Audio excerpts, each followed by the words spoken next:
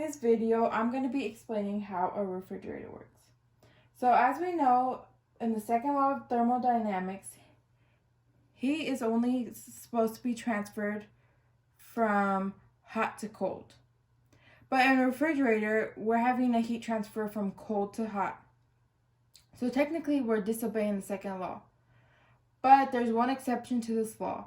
In order for it to go to cold to hot, there must be work done by an outside force. So, in a refrigerator, we have work being done on a refrigerant substance, which is often like Freon or a chemical like that. So, when the work is done on the refrigerant, it collects energy from the cold down here and it exhausts it to the higher temperature region. So, we have our cold, it meets up with the work, and then we exhaust any leftover heat out of the heat reservoir. And we also know that thermal energy is only supposed to flow from hot object to cold objects. So how do we reverse that process? So this process can be reversed only if there is work, because work is what is required to take the net energy out of a cold object and transfer it to the hot object.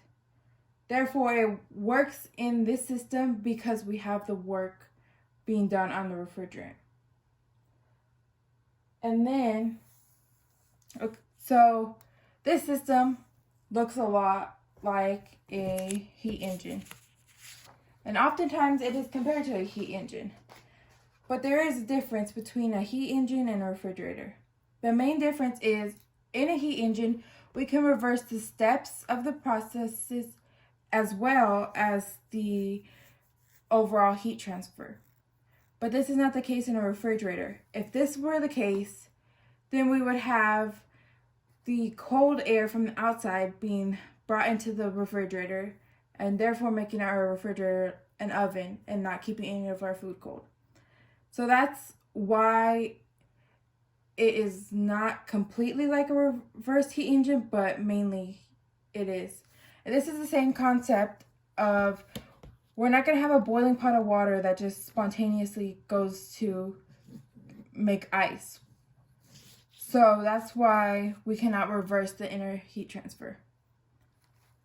And then finally, we've been talking a lot about work, but where exactly is this work being done at? So I've drawn a diagram of a refrigerator. So this is meant to be like the inside of the refrigerator. So we have an expansion valve at the top, and then we have our cold energy. So this goes down to the compressor, and the compressor is hooked up to an outside source. So this is going to be like the plug and the outlet in your wall.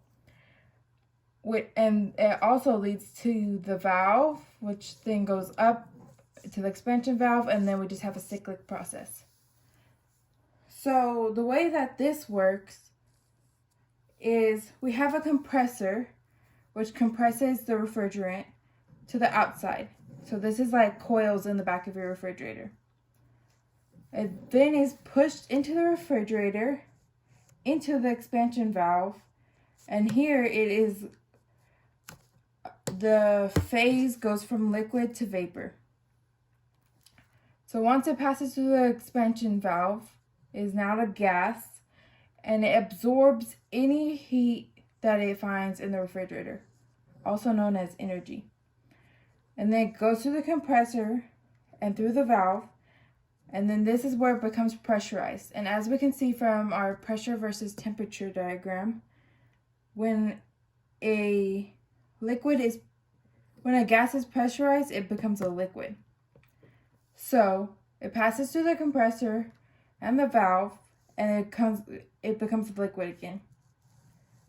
And then it just goes through here, so changes to gas, goes down, changes to liquid, and it's just a whole process over and over.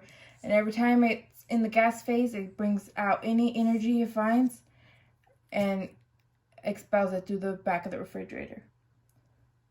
So As we can see, majority of the work here is being done by this compressor when it pressurizes the substance, which is why we have our compressor hooked up to an outside energy source, because we need that energy in order to keep this work going.